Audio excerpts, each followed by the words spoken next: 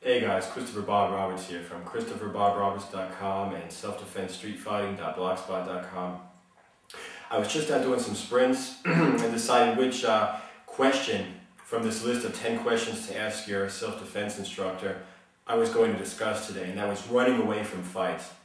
Now, first of all, what I want to do is I want to go ahead and explain exactly what I mean when I say run away from fights. There is the concept of using situational awareness, okay, just being aware of your surroundings. It's going to be a subject of its own. And noticing an ambush before you get in the kill zone, so to speak. So basically, this looks like a bad situation, just get out of it before you even get into a dangerous situation in the first place. Definitely a big fan of that. The guy has to teach you situational awareness to be able to notice a bad situation, but definitely a very big fan of that. Okay, walking away from a fight. Usually this has to do with a challenge fight. Usually this is like, I'm looking for some reason, accidentally, whatever, in this direction, and this guy thinks that I'm looking at him, and he wants to impress his friends or his girlfriend or just build himself up, so he's going to make me look like an ass, and he's going to go ahead and talk shit about me. Fine. I'm going to admit it, whatever. I'm wrong, sorry, you're right, yes, whatever. Swallow my pride and walk away from the fight. Leave the bar, whatever. You know, I'm a pretty okay, I can handle myself in a fight, do this all the time. I always walk away from fights, so I'm a very big fan of walking away from a fight. Like I said, swallow your pride, it's not a big deal, just walk away from the fight and let the guy think he's the greatest. Fine. That's not what I'm talking about either. What I'm talking about is running away from a fight. I attack you, okay? I physically attack you. I'm mugging you, just trying to beat you down for no apparent reason, rape. What if somebody's trying to kidnap your child when you're going for a walk or you're out somewhere with him or her? This is not the time to run away, okay? This is a situation where you're kind of screwed. I don't know if it was Fabian or Applegate, one of the first combat shooting instructors from like the World War II era. They were fond of saying, don't run away if you're in a gunfight because you can get shot just as easily in the back as you can in the front. You know, because you're running away. And if you at least try to shoot back, okay, at least you have a chance of saving your life. If you turn around and run away, the guy's going to shoot you easily in the back. I mean, you have no chance whatsoever of surviving. There was the old, there was an old comic, I don't know if it was, I don't know, Bill Crosby or whoever it was, said about how it's like when you're a little kid and your mom wants to spank you and you try to run away and her hand just like stretches out for like miles, or like, oh, look out, your mom's hand is coming down the street after you. I mean, seriously, what happens if a little kid does something wrong and then mom's like, she's going to spank his ass, and he turns around and runs away? She just like grabs him and spanks him anyway. Does running away help? I mean, what are you going to do if you're in a situation?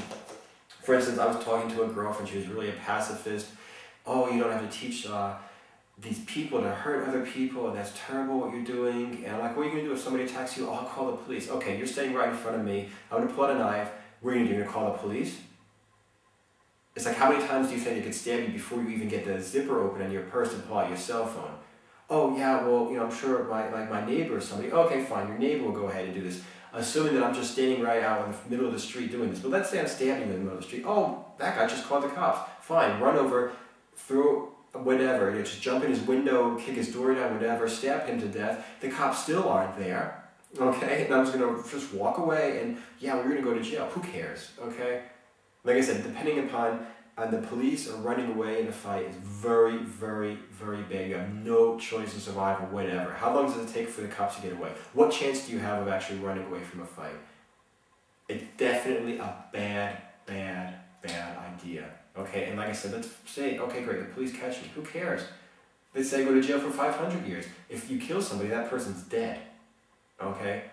Your only chance of survival is to fight back. It might not be a good chance, but the more aggressive you are, the less fearful you are, the more direct and violent your techniques of actually fighting are, that's better than running away and not having any chance whatsoever. Because like I said, turn your back to me. Whether it's a gunfight, a knife fight, or just a fist fight, just turn around and I'll just grab you, pull you to the ground, and smack you around a couple of times. And I've actually done this. I've actually done this when I was like working in like a table dance place, and all of a sudden this guy like walks out of where he's getting a lap dance or whatever, and this waitress comes up and she's like, hey, come over here. And she's like, hey, why did you hit so-and-so? And the guy turns around and tries to leave. I mean, he's staying right in front of me, and the guy turns around and tries to run away. What did I do? I just grabbed him by the back of his shoulder, just threw him to the ground, and just started hammer fisting his dumbass. I mean, like I said, this is a situation you don't hit, a woman working, whether it's a stripper or whether it's a waitress or whatever, you don't hit people that actually work in places where bouncers are working, because they're going to beat your ass. I mean, it's just part of our job, unofficially. But like I said, I mean, this guy's like, oh, and he just turns around and tries to run away. It's like, just threw him to the ground, just start pounding on him. He had no chance whatsoever. I mean, this is the thing. Like I said, if you're in a mugging situation where a guy's standing right in front of you with a knife, okay, and I actually very graphically demonstrate this when I teach seminars. What do you do if you get attacked with a knife? Run away. You, come over here. Okay, great. Rubber knife. Run away. He just turns around, or she turns around. It's very graphic. It's the woman, because then you can grab her hair and just very graphically and violently demonstrate this and just start stabbing him or her with a rubber knife. Would they have a chance, 100% chance to survive if they fought back? No, they wouldn't. But it would be a million times better than the chance they have of turning around and trying to run away. So like I said, I mean, this is just something a lot of people, there's like always a buzzword in self-defense, wannabe instructors are using. I remember back in the day, they were like, the gentle art of jiu-jitsu is what I teach women, because women can't hit like men, and they need to go ahead and learn the gentle art to go ahead and use the person's power to put on an arm lock and hold him. Listen, I teach arm locks to cops, soldiers, bouncers. I do it myself as a bouncer sometimes. If there's a major difference in size or strength, you're just going to have to smash the guy. Okay? You're just going to have to beat him down.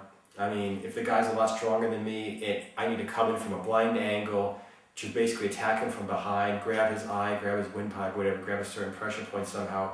But in terms of just going ahead and just throwing him into an arm lock, like I said, that doesn't work when the guy's got a lot bigger than you and when they know you're attacking, when you're not attacking from the side. So like I said, a 90-pound woman trying to go ahead and throw a 250-pound linebacker in an arm lock using the gentle art of jiu-jitsu is bullshit. And any teacher who teaches her that and tells her that it's going to work is taking money from her and screwing her. He's taking money and putting her in danger, telling her that something's going to work, that it's not going to work. I'll tell you, it's not going to work. And like I said, that one of the other things that a lot of people do is the same thing. Oh, it sounds so cool just to say, I'm a sophisticated instructor for self-defense. I tell people to run away from fights. Yeah, you're screwing them, okay? If anybody stands in front of somebody, gets attacked, and they try to run away in this situation where the fight's already on, not avoiding a fight, not walking away from a fight, but actually the fight's on, there's only one way out, and that's through your opponent. He's trying to smash you, you need to smash him first. Whoever gets smashed first gets smashed. Whoever smashes first doesn't get smashed. That's the only chance you have. Running away has nothing to do with this. So anyway, like I said, this is just my opinion. I'm looking forward to your comments, whatever, on the blog post, or if you could go ahead and get on Facebook at Self-Defense Street Fighting fan page. Go ahead and hook me up with a comment there. I'm interested in what you guys are thinking, but definitely this is my experience and not just my opinion, that running away from a fight when it's already started does not work. Alright, until next time, train smart and watch your back.